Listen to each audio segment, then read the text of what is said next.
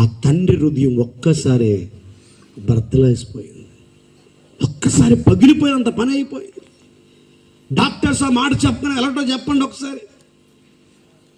ఆ అనుభవాలు మీలో చాలా మందికి ఉండొచ్చేమో. ఆ మనుషులు వచ్చి అంటున్నారు, బాబు నీ కూతురు చనిపోయింది, ఇంకెందుకు బోధకుణ్ణి నువ్వు పిలుస్తావు, ఎందుకు నువ్వు బోధకుని సంపెడుతున్నావు, వదిలే.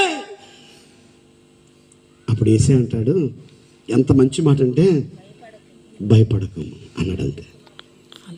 డు నాట్ ఫియర్, భయపడకము, జస్ట్ నమ్మిక మాత్రమే ఉంచన్నాడు. స్తోత్రాలు చెప్పండి అందరూ, స్తోత్రాలు చెప్పండి.